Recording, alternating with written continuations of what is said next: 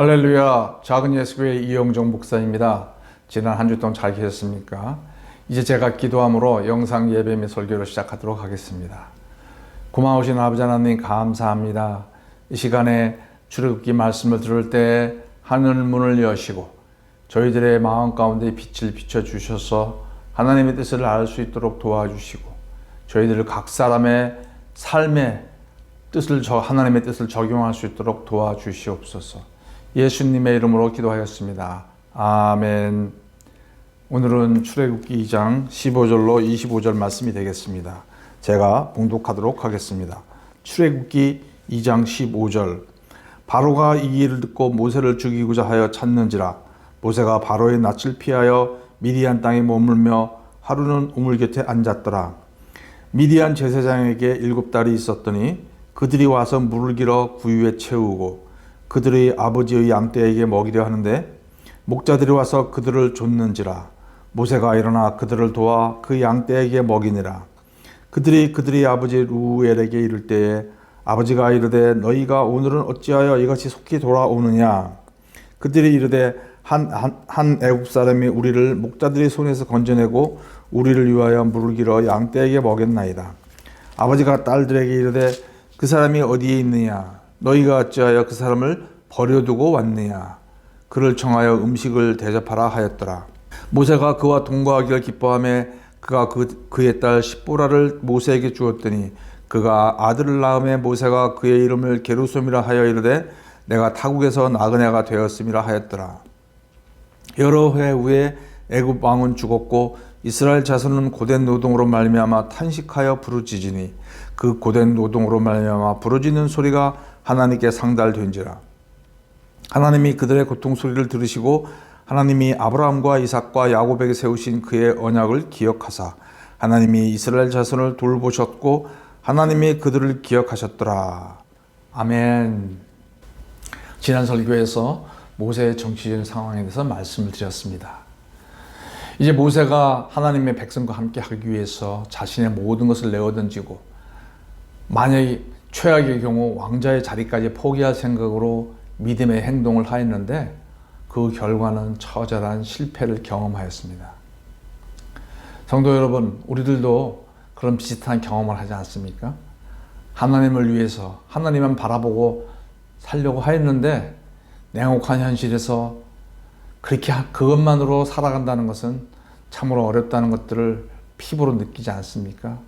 좌절감을 우리도 경험할 때가 있었지요.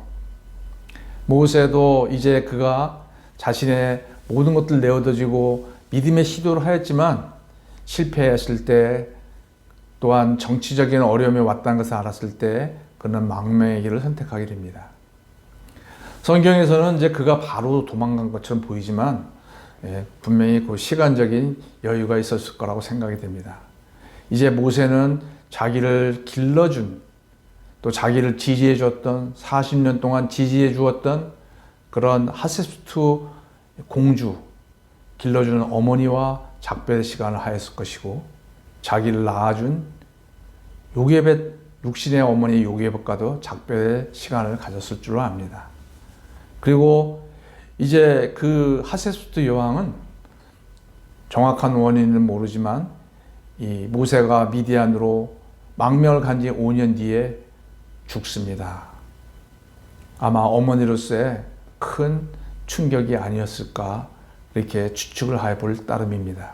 이제 모세가 참 모든 것들을 포기하고 미디안 땅으로 가고 있었을 때에 이제 그 미디안 땅에 도착했을 때에 미디안 제사장의 딸들이 이 양들을 몰고 오다가 이제 구유에 물을 줘야 되는데 남자 목자들의 그 방해로 물을 못 주고 있었을 때에 모세가 도와줘서 물을 먹이게 되는 그런 호의를 베풀어 줍니다. 그리고 이제 그 딸들이 아버지한테 돌아가서 대화하는 중에 아버지가 이제 딸들에게 물어봅니다. 20절 말씀 보겠습니다. 아버지가 딸들에게 이르되 그 사람이 어디에 있느냐? 너희가 어찌하여 그 사람을 버려두고 왔느냐? 그를 청하여 음식을 대접하라 하였더라. 여기 보면은 그 르우엘이 그 미디안 제사장 루엘이 딸들에게 하는 말이 있습니다. 어찌하여 그를 버려두고 왔느냐. 이것은 그 루엘의 말일 수도 있지만 이 성경의 저자 되신 하나님이 말씀입니다. 하나님께서 모세에 대해서 어떻게 말씀하고 계시냐면 그는 버려진 상태다. 자, 어떻게 버려진 상태입니까? 하나님께 버림을 받았어요. 그리고 이스라엘 민족에게 버림을 받고요. 애굽인들한테도 버림을 받은 거예요. 이 버림을 받은 상태, 이것은 경험해 보지 않은 사람은 그 심정을 알 수가 없습니다. 보통 세상에서 이렇게 버림을 받으면 세상 사람들이 하는 선택은 무엇이겠습니까? 그러나 모세에게 하나님께서 특별한 은혜를 주셔서 그가 세상 사람들이 하는 것처럼 자기의 기구한 운명을 원망하거나 또는 생을 마감하려고 하지 않고 하나님께 대한 신앙을 붙듭니다. 잘은 모르지만 하나님의 뜻이 있을 거야. 견디자. 견디어내보자. 이제 그가 그런 마음을 갖고 미디안 땅으로 도망을 오게 된 것입니다. 버려진 상태. 이제 그가 미디안 땅에 도착했을 때에 그곳은 그가 처음 들어보는 언어들로 가득한 그런 이국 땅인 거예요. 자기를 아무도 못 알아봐주고 자기도 아는 사람이 없어요. 그리고 이제 겨우 도망하기 때문에 먹을 것을 살 수 있는 돈도 별로 없었어요. 내일 먹을 것이 이제 없는 상태입니다. 그리고 날은 어두워지는데 잘 데가 없어요. 내일 먹을 것이 없고 이제 잘 데도 없고 막막한 그런 상황. 날은 점점 어두워집니다. 모세가 처음으로 처량한 그런 밤을 맞이합니다. 그가 왕궁에 있을 때는 경험하지 못했던 처량한 밤. 왕궁에 있었을 때는 미디안 사람들 참 천민으로 여기고 그들이 거했던 그 장막과 그들이 먹던 음식은 왕궁에서는 쳐다보지도 않고 비천하게 여기고 우습게 여겼던 그 집과 그 먹을 것이 지금 자기 이 모세 입장에서는 얼마나 부러운 대상인지 모르겠습니다. 제발 누군가가 나를 좀 환대해 줬으면 좋겠는데 아무도 환대하지 않는 거예요. 또 도와달라고 도움의 요청을 하고 싶은데 그래도 내가 얼마 전까지는 왕자였는데 사람들에게 내가 그동안 베풀어주고 내가 사람들의 존경을 받으며 살았던 내가 도와달라고 요청을 해? 이건 자존심이 또 허락하지 않는 거죠. 아까 낮에 어떤 그 여자들을 도와줬는데 이 여자들이 도대체 감사의 표시도 하지 않고 오지도 않아요. 혹시나 오나 하고 기대했지만 모든 것이 이 가난해진 이 모세의 마음을 표현해 주는 거예요. 도움을 요청할 수도 없고 도움을 받고 싶은데 그런데 갑자기 그 미디안의 딸들이 와서 자기들 집에 오라고 초청을 합니다. 모세의 마음이 어땠을까요? 너무나 감격스러웠습니다.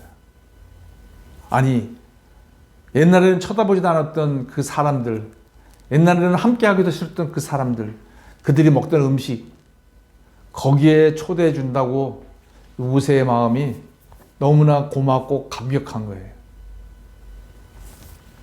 성도 여러분, 참으로 모세에게 있어서는 중요한 변화의 시작입니다. 사람들이 자기를 환대해 주는 것이 고맙고 귀하게 여기기 시작한 겁니다. 오늘날 정치 지도자들과 또 영적인 사역자들에게 있어서 이 사람을 귀하게 여기는 것이 얼마나 부족한지 모릅니다.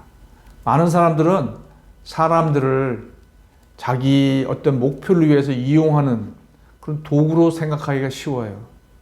지도자들도 그렇고 종교 사역자들도 그럴 때가 많이 있습니다. 그러나 하나님은 정말로 사람을 귀히 여길 줄 아는 사람, 그런 사람을 찾고 계신 줄 압니다.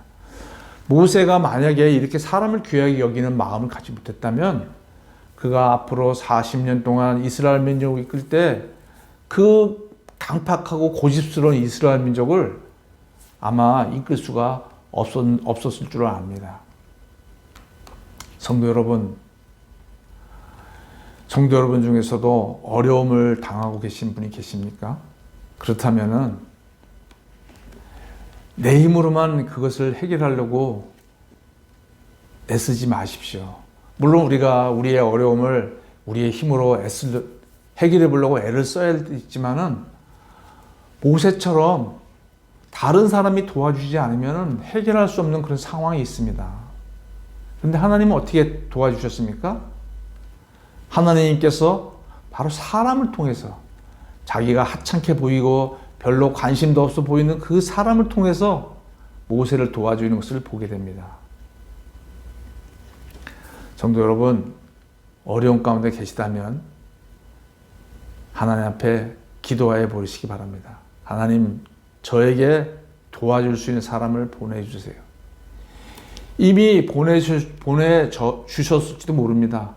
그런데 내가 그 사람을 하찮고 또 별로 가치를 안 두고 있었기 때문에 그 사람이 내 눈에 안 들어올 수도 있는 거예요.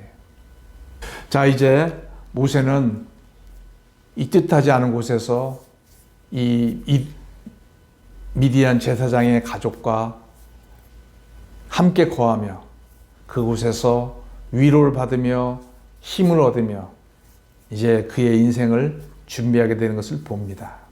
이제 모세를 대적했던 그 바로가 죽고 그의 아들이 새로운 바로가 돼서 애굽을 통치하였습니다.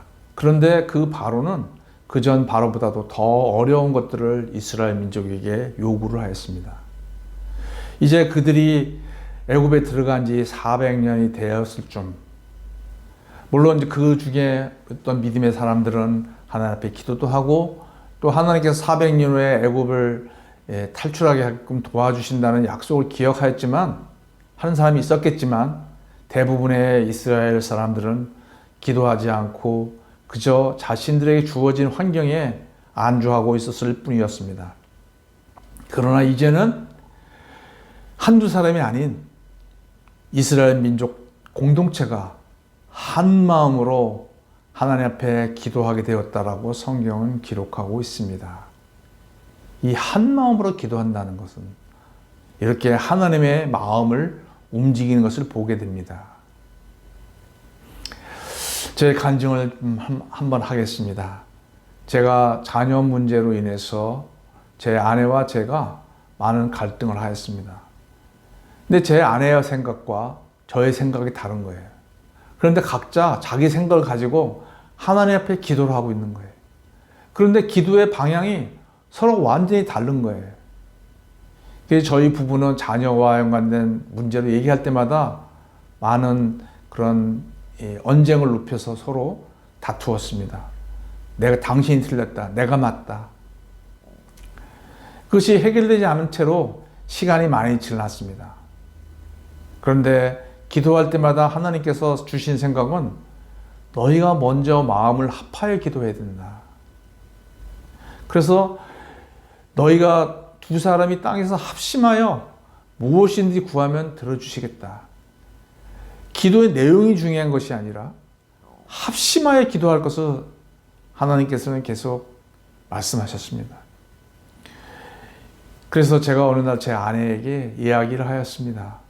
여보, 우리가 각자 간절히 기도하지만 기도의 내용이 다른데 하나님이 그럼 어떻게 응답해 주셔야겠냐. 하나님도 어려우실 수도 있겠다.